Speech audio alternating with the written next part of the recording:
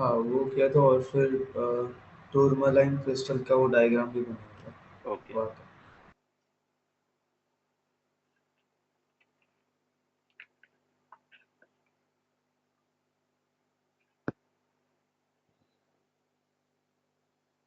तो polarise plane polarise light है, उसको एक दूसरे आइडेंटिकल पोलराइजर में से पास करेंगे, जिसको अपन कहेंगे एनालाइजर। ये जैसे अपन कह रहे कि एक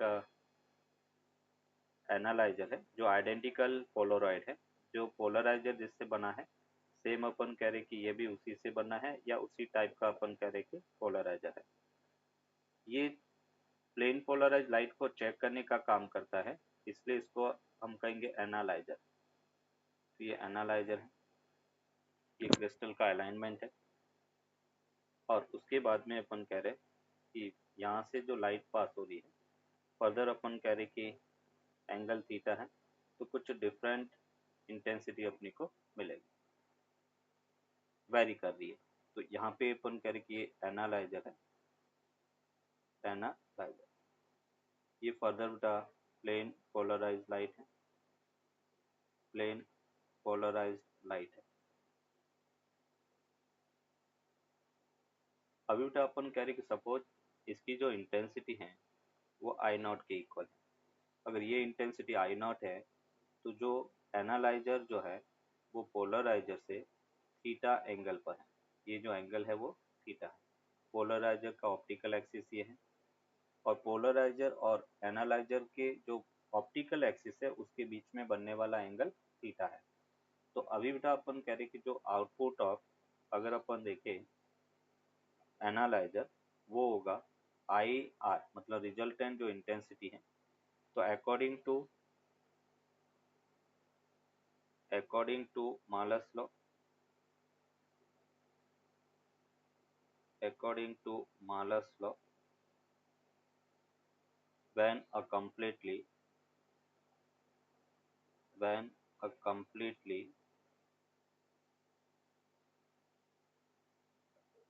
polarized light completely polarized light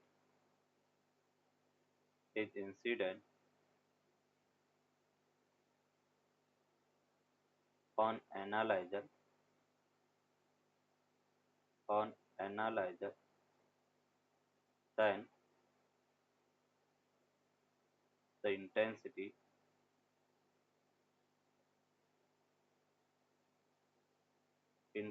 of emergent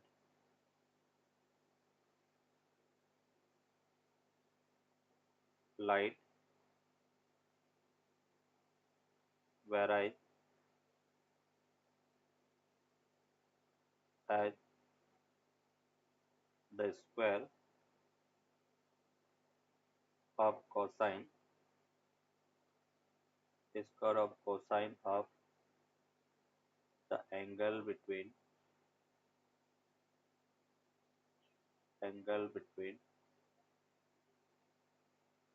the planes of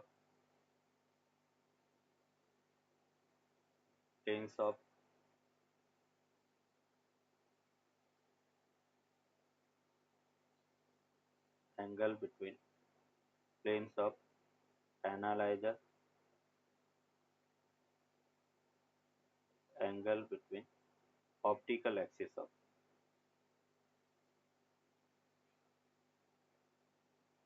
the optical axis of polarizer and analyzer।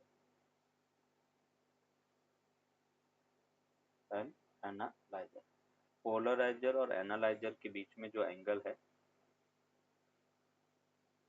उसके बीच में अपन कह रहे कि जो एंगल होगा उसके डायरेक्टली प्रोपोर्शनल होगा। दैट मीन्स हम ये कह सकते हैं कि resultant intensity will be directly proportional to cos square theta. Resultant intensity is directly proportional to cos square theta, not equal है। अभी बेटा अपन कह रहे कि जैसे एक पूरा सर्कल कंप्लीट करता है, तो फर्स्ट बेटा अपन कह रहे अगर थीटा 0 डिग्री है तो इंटेंसिटी आई आर वो आई नॉट के इक्वल होगा, मैक्सिमम होगा। अगर अपन करें कि थीटा 90 डिग्री है तो एनालाइजर का आउटपुट जीरो होगा, क्योंकि कॉस 90 की वैल्यू क्या होता है, जीरो। फर्दर थीटा अगर अपन करें कि 180 है तो उस केस में बेटा रिजल्टेंट इंटेंसिटी आई नॉट होगा। और फोर्थ थीटा अपन कह रहे हैं 270 डिग्री है तो वापस बेटा आई आर किसके इक्वल होगा, जीरो के इक्वल। एंड फिफ्थ थीटा अगर अपन करें कि 360 के इक्वल है तो आई आर बेटा कितना हो गया, वापस आई नॉट के इक्वल होगा। इसका मतलब अपन कह रहे कि दो बार मैक्सिमम और एक पूरा सर्कल अगर एनालाइजर को रोटेट करते हैं तो दो बार मैक्सिमम और दो बार मिनिमम होगा। तो जब अपन कह रहे कि परफेक्टली प्लेन पोलराइज लाइट है तो उस केस में अपन कह रहे कि एक एनालाइजर को रोटेट करेंगे तो intensity zero to maximum vary करेगी। अभी बेटा अपन नोट करके एक पॉइंट लिखेंगे कि अगर अनपोलराइज लाइट है उसको अगर पोलराइजर में से पास करेंगे तो resultant output intensity half of the incident होगा।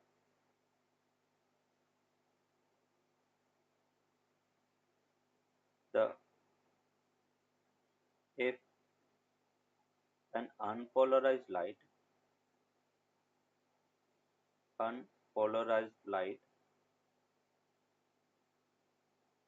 passing through a single polarizer,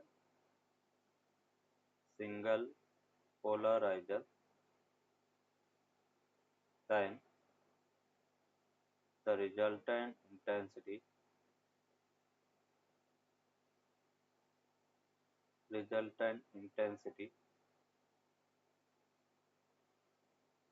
will be half of the maximum. Resultant intensity will be half of the maximum. Resultant intensity अपन कह रहे कि मैक्सिमम का हाफ होगा। पोलराइजर ऐसे है, यहाँ पे जो इंटेंसिटी है वो 32 वाट पर मीटर स्क्वायर है। ये इंटेंसिटी अपन कह रहे कि इंसिडेंट हो रहा है। और अभी अपन कह रहे हैं आउटपुट में जो इंटेंसिटी है रिजल्टेंट इंटेंसिटी, एक इसके बीच में बेटा अपने एक पोलराइजर, जैसे ये 32 है और जब अपने इसके बीच में एक तीसरा पोलराइजर कुछ इस टाइप से अपन रख रहे हैं कि आउटपुट इंटेंसिटी है रिजल्टेंट वो 3 वाट पर मीटर स्क्वायर हो जाए। तो अपने को पूछा गया है कि एंगल कितना होगा, वो एंगल अपने को फाइंड करना। ये एंगल थीटा कितना होगा वो थीटा फाइंड करना। ये जैसे अपन कह रहे कि पोलराइड P1 है, तो ये पोलराइड P2 है और ये पोलराइड P3 है। अगर अपन कह रहे कि इंसिडेंट 32 वाट पर मीटर स्क्वायर है और रिजल्टेंट 3 वाट पर मीटर स्क्वायर मिल रहा है तो फाइंड थीटा। थीटा की वैल्यू क्या होगा वो अपने को फाइंड करना। सॉल्व करो, कह रहे कि यहाँ की इंटेंसिटी होता है वो आई नॉट होता है, इस पॉइंट की जो इंटेंसिटी होगा उसको हम आई नॉट लेते हैं। पोलराइजर से पास होने वाली इंटेंसिटी है, देखो इसको कैसे सॉल्व करेंगे। हम कह रहे कि ये आई है 32 वाट पर मीटर स्क्वायर और मैंने कहा ये अनपोलराइज लाइट है। ये इंटेंसिटी किसकी है, अनपोलराइज लाइट की इंटेंसिटी है।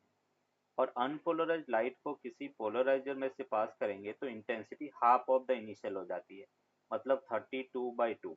यहाँ पे कितना मिला, 16 वाट पर मीटर स्क्वायर। ये बेटा यहाँ का आउटपुट मिला।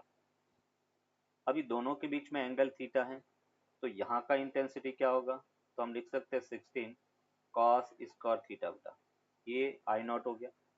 अभी इस दोनों के बीच में एंगल कितना है बेटा, तो ये एंगल 90 माइनस थीटा है।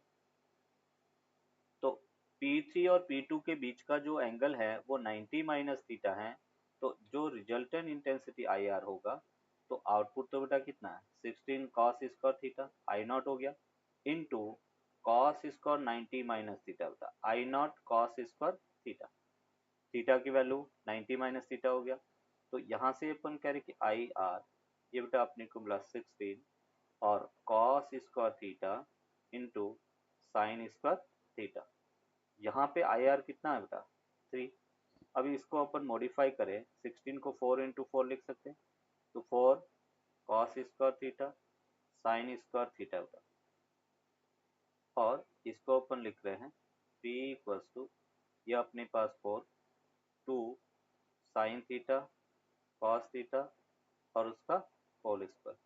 मीन्स यहाँ से बेटा अपने को मिला 3 इक्वल्स टू 4 और ये हो गया साइन 2 थीटा और उसका होल स्क्वायर।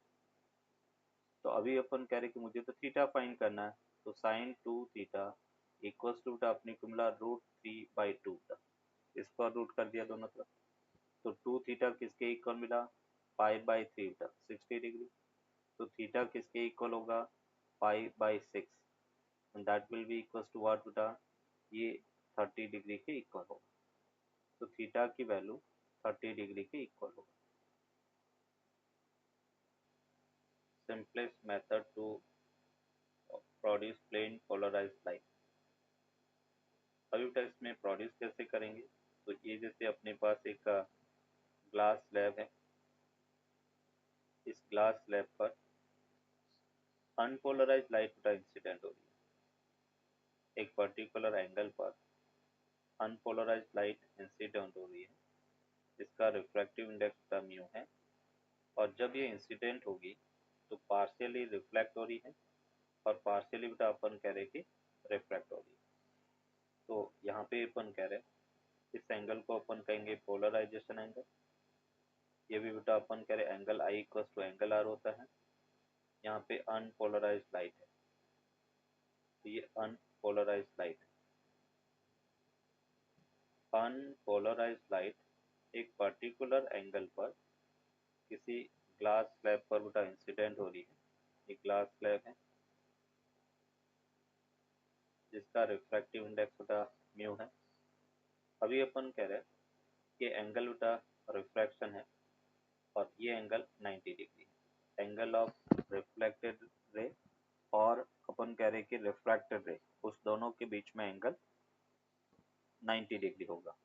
और जो अपन कह रहे कि रिफ्लेक्टेड रे है वो 100% प्लेन पोलराइज लाइट है। इसमें केवल oscillation perpendicular to the plane होगा। 100% पोलराइज्ड 100% पोलराइज्ड परपेंडिकुलर। मतलब कि ओनली ग्लास स्लैब के साथ ही होगा या फिर ऐसा नहीं? हाँ ग्लास स्लैब के साथ में, मतलब किसी भी दूसरे मटेरियल के साथ में भी हो सकता है, बट हमने यहाँ पे जो अवेलेबल ग्लास स्लैब है उसको अपने लिया। वो रिफ्रैक्टिव ओके। इंडेक्स और आई पे डिपेंड करेगा, हम किस एंगल पर उसको इंसिडेंट कर रहे हैं। तो polarize perpendicular to the plane of incident.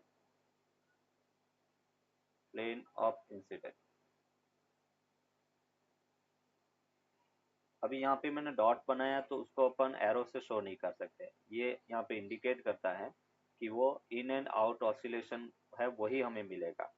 और जो अपन कह रहे कि मीडियम के अंदर जा रही है इसके अंदर डॉट भी मिलेगा और क्रॉस भी मिलेगा, मतलब पार्शियली पोलराइज लाइट मिलेगी।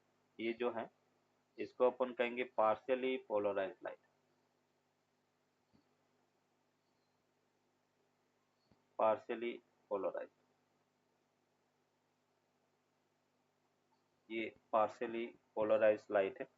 मतलब अपन कह रहे कि जो रिफ्लेक्टेड रे है वो परफेक्टली प्लेन पोलराइज लाइट होगा, जो रिफ्रैक्टेड रे है उसको अपन कहेंगे पार्शियली पोलराइज लाइट होगा। अभी यहाँ पे एक टर्म जैसे हमने आईपी बेटा डिनोट किया, इसको अपन पोलराइजिंग एंगल कहेंगे। पोलराइजिंग एंगल आईपी, उसको अपन यहाँ पे डिफाइन करेंगे polarizing angle, angle of incidence at which the reflected light completely plane polarized, angle of incident angle of incident for which a reflected light is completely plane polarized, completely plane polarized is called polarizing angle, is called polarizing angle. Angle of incidence for which a reflected light is completely plane polarized is called polarizing angle. फिर बेटा यहाँ पे अपन देखेंगे Brewster's law, इसी के अंदर Brewster's law.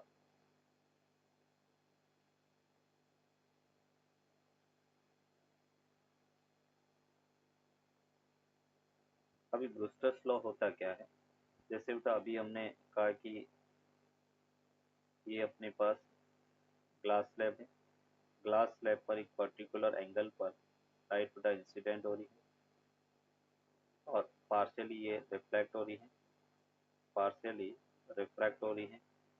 ये जो एंगल है वो बेटा पोलराइजेशन एंगल आई पी है, ये आई पी है।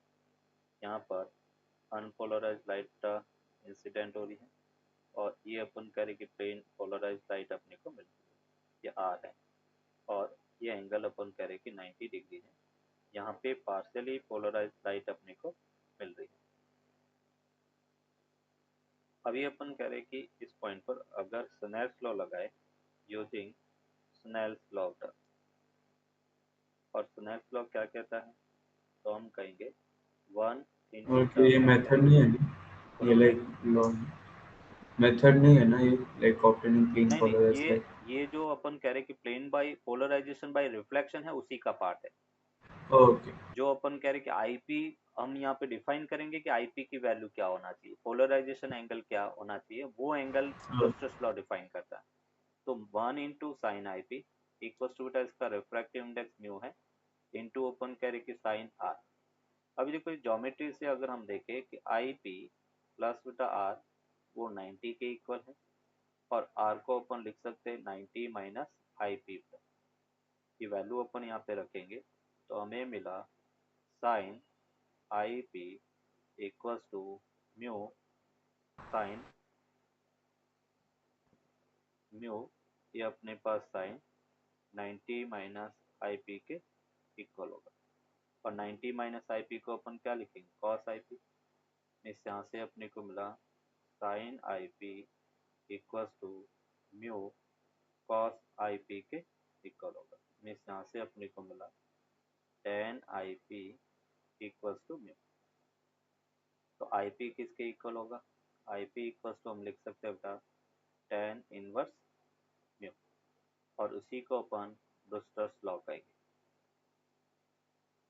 ब्रूस्टर्स लॉ मतलब according to Brewster's law polarisation polariser angle है वो टेन इनवर्स म्यू के इक्वल होगा। जैसे अपन ग्लास के लिए बात करें for example, for glass, glass के लिए म्यू की वैल्यू 1.5 होती है, तो उसके लिए अगर पोलराइजन एंगल की बात करें वो होगा tan inverse 1.5 and that will be equals to 57 degree. तो जब 57 डिग्री पर अनपोलराइज लाइट किसी ग्लास स्लैब पर इंसिडेंट होगी तो अपन कह रहे कि हमें प्लेन पोलराइज लाइट रिफ्लेक्ट होके मिलेगी।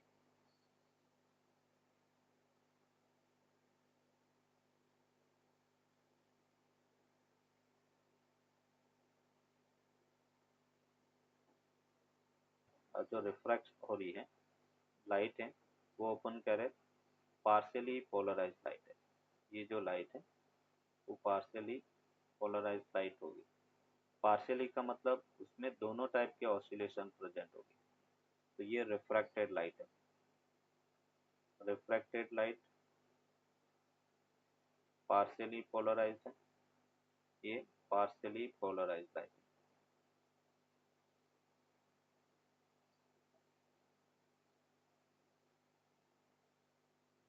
तो ये बाय रिफ्रैक्शन अपन कह रहे कि लाइट किस टाइप से पोलराइज होगी वो आपने यहाँ पे देखा।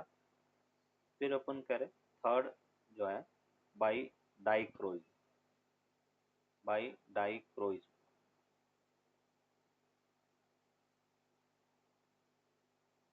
डाइक्रोइज अपन कह रहे कि सम क्रिस्टल, कुछ क्रिस्टल्स ऐसे होते हैं कि उसके अंदर से अगर अनपोलराइज लाइट पास करेंगे तो पर्टिकुलर डायरेक्शन को ही वो फर्दर मतलब रिफ्लेक्ट या ट्रांसमिट होने देंगे, बाकी सबको एब्जॉर्ब कर लेते हैं। इस फिनोमिना को अपन डाइक्रोइज्म कहेंगे। Some crystals such as tourmaline and iodosulfate and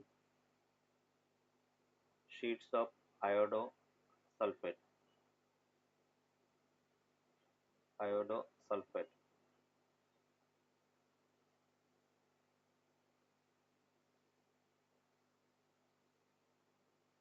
of quinone have the property have the property of strongly absorbing the light with vibration perpendicular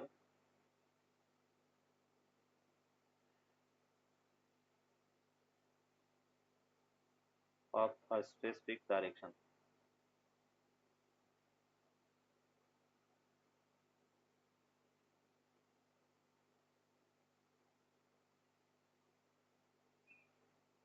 is called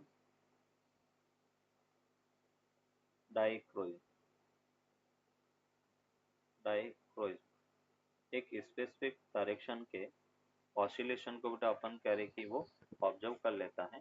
इस फिनोमिना को अपन डाइक्रोइज्म कहेंगे। नोट,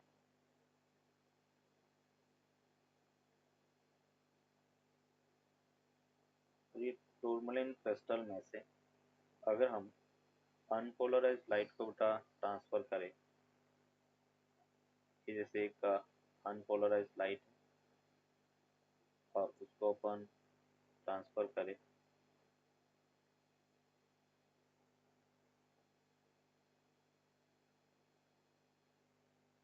ये unpolarize light है, उसको अगर अपन transfer करें तो जो प्लेन पोलराइज मतलब एक पर्टिकुलर डायरेक्शन का ऑसिलेशन है उसको ऑब्जर्व करेगा। तो यहाँ पे जैसे ये लाइट है, धीरे धीरे अपन कह रहे कि इसका ऑब्जर्वेशन होता रहेगा, इंटेंसिटी कम होती रहेगी।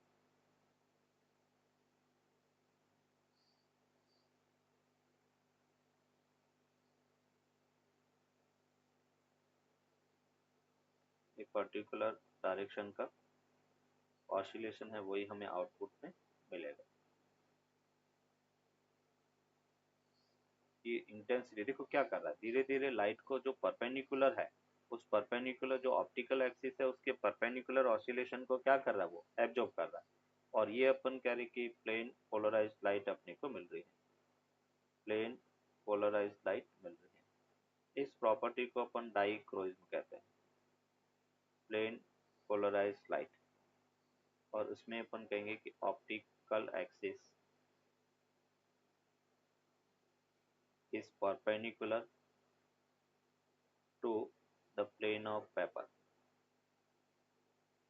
plane of paper। मतलब इस टाइप से अंदर ऐसे ऑप्टिकल एक्सिस है ना। अपन कह रहे कि प्लेन के परपेंडिकुलर है, तब अपन कह रहे कि वो केवल जो परपेंडिकुलर इन एंड आउट वाला ऑसिलेशन है उसी को पास होने दे रहा है, बाकी सबको एब्जॉर्ब कर रहा है। इसको अपन कहेंगे डाइक्रोइज्म।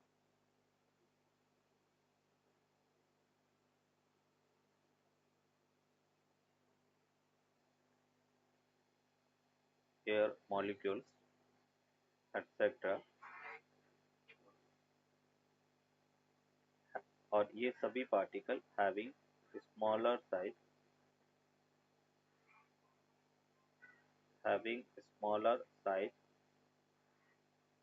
as compared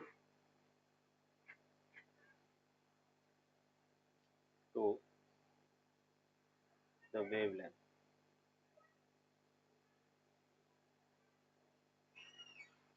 wavelength of light.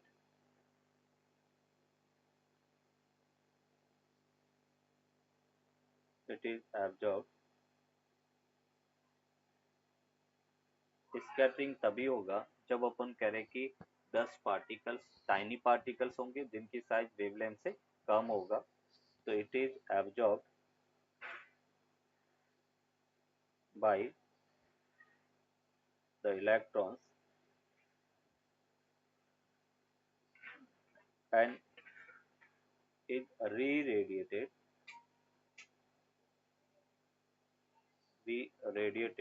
in all directions.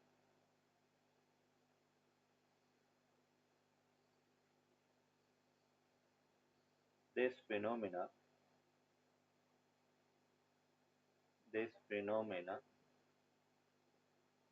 of light is called scattering. Is called scattering. इसको अपन scattering कहेंगे.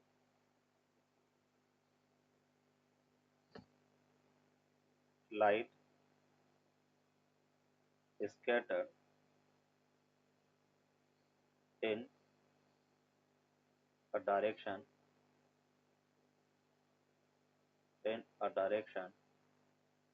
at right angle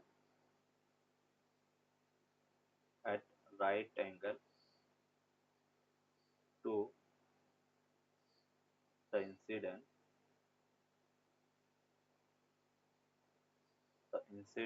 light is always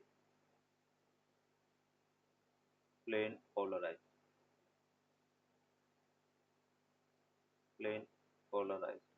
उसको अपन प्लेन पोलराइज लाइट अपने को मिलेगी. देखो कैसे. ये सपोज अपन कह रहे कि स्मॉल टाइनी पार्टिकल है, इस पर अपन कह रहे कि एक अनपोलराइज लाइट इंसिडेंट हो रही है. ये जैसे एक अनपोलराइज लाइट इंसिडेंट हो रही है, और जब अनपोलराइज लाइट इंसिडेंट होगी तो आफ्टर इंसिडेंट ये अनपोलराइज लाइट है, अनपोलराइज लाइट है,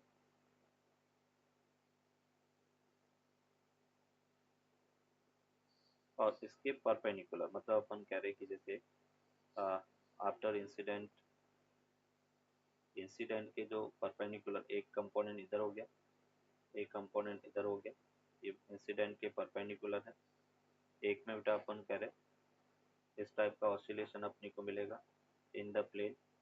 दूसरा जो कंपोनेंट है उसमें पोलराइज लाइट होगी. दोनों बेटा परफेक्टली पोलराइज लाइट है. एक में ऑसिलेशन परपेंडिकुलर टू प्लेन है और दूसरे में ऑसिलेशन इन द प्लेन है.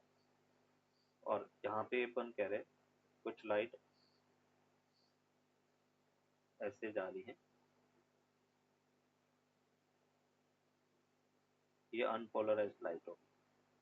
जो 90 डिग्री पर रिफ्लेक्ट हो रही है ये अनपोलराइज है, तो ये अनपोलराइज लाइट होगी.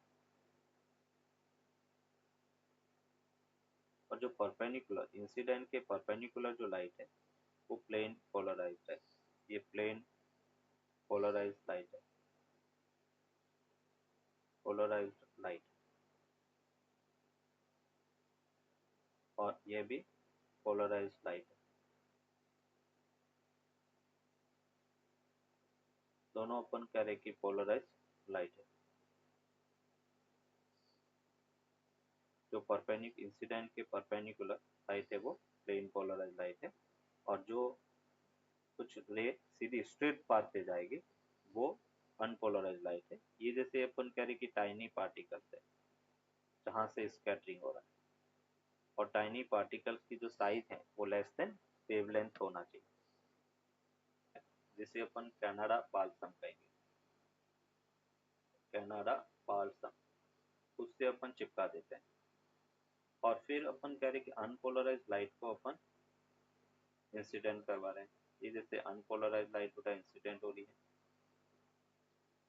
और जब अनपोलराइज लाइट इंसिडेंट होगी तो वो डबल रिफ्रैक्शन इसमें होता है, इसलिए इसको अपन बाई डबल रिफ्रैक्शन कहेंगे, unpolarise light.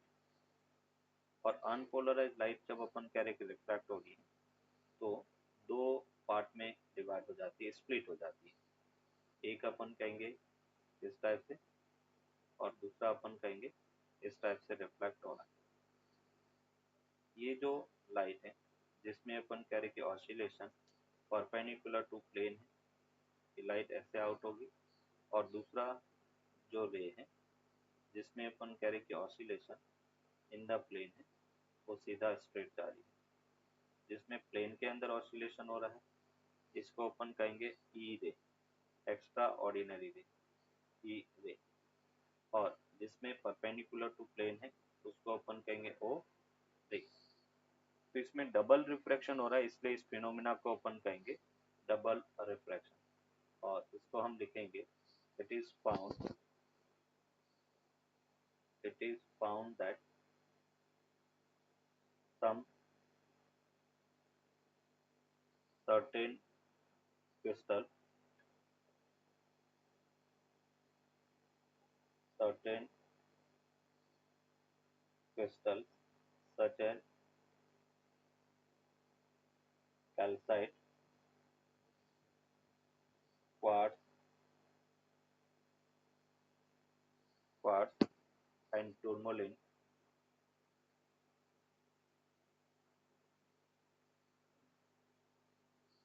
when incident, when incident an unpolarized light, incident an unpolarized light, then when incident unpolarized light, then it splits into two light beams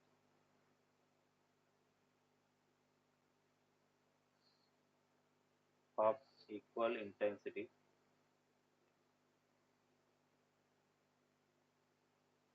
equal intensities. One beam behaves as ordinary light, मतलब वो law of refraction को follow करता है, ordinary जो law है उसको so follow करता नीचे वाला और है। है। हाँ ये वाला और है, ये वाला मतलब कि ऑर्डिनरी रे ऑर्डिनरी या रे, फिर ऐसे भी। हाँ ऑर्डिनरी रे को ओ रे कहते हैं और एक्स्ट्रा और ऑर्डिनरी रे उसको अपन ई रे कहते हैं। Okay, behaves as ordinary light is called O ray, and other beam, other beam does not obey law of refraction, law of refraction, and is called E ray, E ray, extraordinary ray। E ray का मतलब होता है extra ordinary रे।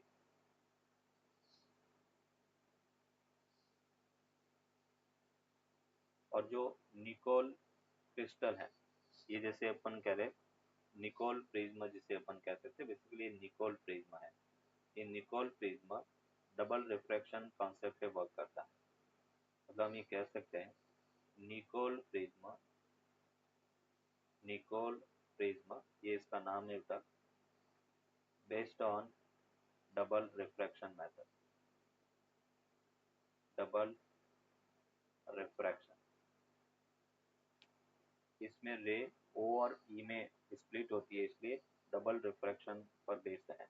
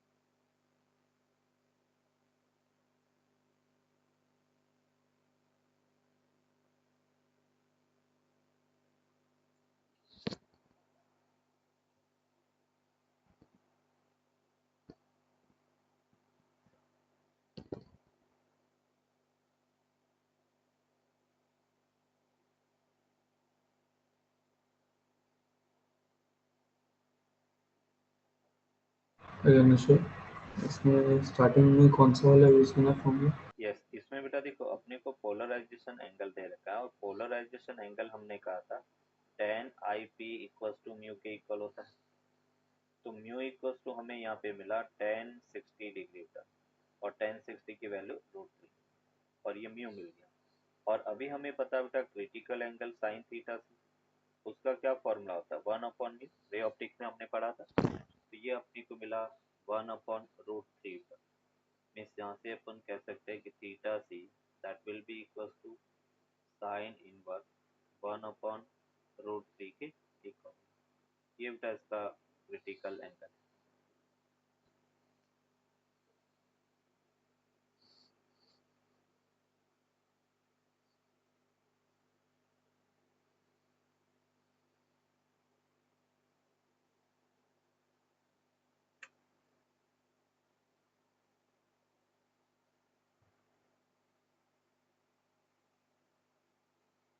Note. चलो, तो ये अपना chapter है वो कंप्लीट हो गया।